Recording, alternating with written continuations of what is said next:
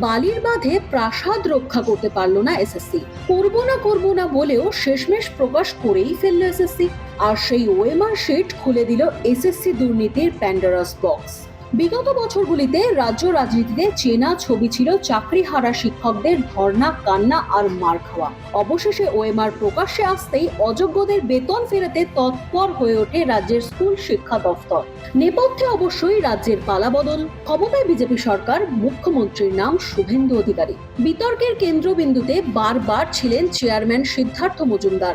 আদালতের নির্দেশ সত্ত্বেও চাল থেকে কাকড় আলাদা করতে পারেনি এসএসসি। তাহলে এখন কোন জাদু বলে দুধ থেকে জল আলাদা করলো এসএসসি? রাতারাতি পদত্যাগ করে নিঃশব্দে কেন বেরিয়ে গেলেন চেয়ারম্যান? আর এই বিভিন্ন প্রশ্নে নিউজ পোল বাংলাকে টেলিফোনে বিস্ফোরক সাক্ষাৎকার দিলেন চাকরিহারাদের নেতা সুমন বিশ্বাস। সুমন বাবু, এই যে রাজ্যে নতুন পালাবদল হলো, পালাবদলের দিনই দেখা গেল যে এসএসসি আপনাদের দীর্ঘদিনের দাবি ওএমআর শিট প্রকাশ। এসএসসি চেয়ারম্যান সিদ্ধার্থ মজুমদার অবশেষে সেই ওএমআর শিট এসএসসি প্রকাশ করলো, কিন্তু ততদিনে অনেক দেরি হয়ে গেল। 26,000 চাকরি প্রার্থীর চাকরিও চলে গেল। তারপরে এখন আপনাদের অবস্থানটা কি? আপনাদের কি নিয়ে বক্তব্য নতুন সরকারের কাছে, বা এসএসসির বিরুদ্ধেও আপনাদের কি বক্তব্য, একটু দর্শকদের বলুন। হ্যাঁ, দেখুন, মমতা বন্দ্যোপাধ্যায়ের যে দুর্নীতিগ্রস্ত সরকার, তার সরকারের যে পাপের ভাগিদার আমাদের যে যোগ্য শিক্ষক শিক্ষিকা যারা ইতিমধ্যেই বা শিক্ষাকর্মীরা যারা পৃথিবী ছেড়ে গত হয়েছেন, তাদের যে পরিবারের চোখের জল, সেই সমস্ত পাপের ভাগিদার স্কুল সার্ভিস কমিশনের যিনি পদত্যাগ করেছেন আমাদের বিদায়ী চেয়ারম্যান শ্রী সিদ্ধার্থ কুমার মজুমদার। আপনারা জানেন প্যানেল বাতিল হয়েছে কলকাতা মহামান্য হাইকোর্টে 24 সালের 22 এপ্রিল। সুপ্রিম কোর্টে মামলা চলল দীর্ঘদিন, সেখানে প্যানেল বাতিল, পরবর্তীকালে রিভিউ। বারবার সুপ্রিম কোর্ট হাইকোর্টের অর্ডার ছিল OMR must be publish for the public domain, কিন্তু করেননি। তারা এই যে যোগ্য শিক্ষকদের জীবন কেড়েছেন। আজকের তিনি যখন পদত্যাগ করবেন, পরিবর্তনের জনগণের সরকার প্রতিষ্ঠিত হয়েছে, আপনারা জানেন, আমরা প্রত্যেকেই সেই পরিবর্তনের ভাগিদার। তখন তিনি বুঝেছেন আর পালাবার পথ নেই। তিনি সুপ্রিম কোর্টে একটা মামলাও চলেছিল, তিনি এখন ওএমআর প্রকাশ করে চলে গেছেন। পরিবর্তনের সরকারের কাছে আপনি যে বললেন যে আমাদের কি আশা, তাই বললেন তো? একদম। হ্যাঁ, পরিবর্তনের সরকারের কাছে তো আমার কেন, পশ্চিমবাংলার সমস্ত জনগণের একটাই আশা যে মমতা বন্দ্যোপাধ্যায়ের রাজত্বকালে যে 26,000-এর চাকরি বাতিল, যা মানুষকে নাড়া দিয়ে গেছে, বিবেকমান মানুষকে, তাদের মধ্যে যারা বৈধ আছে তাদের চাকরি ফেরাবে।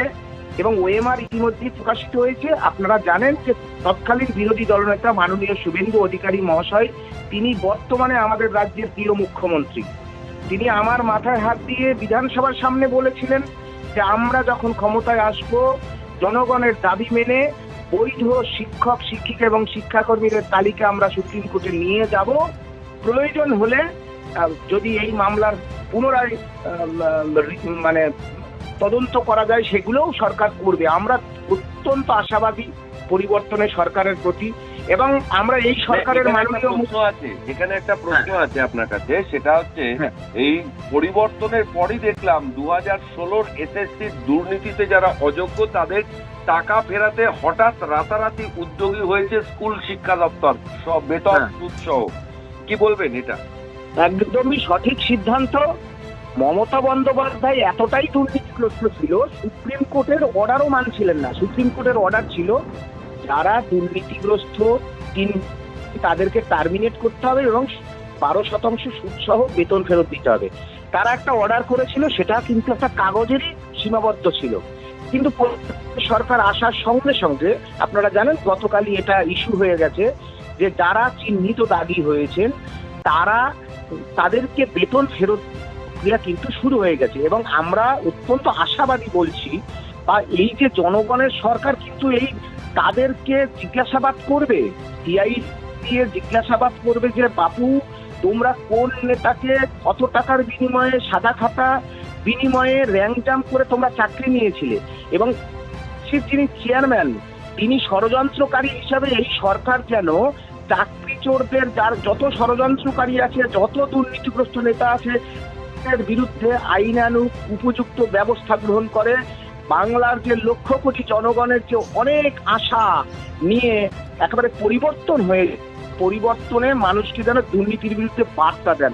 নতুন সরকারের কাছে যোগ্য চাকরিহারা শিক্ষকরা সুবিচারের আশা করছেন তাড়াতাড়ি যেন ফিরতে পারেন স্কুল ক্যাম্পাসে। Bureau report, News Pole Bangla.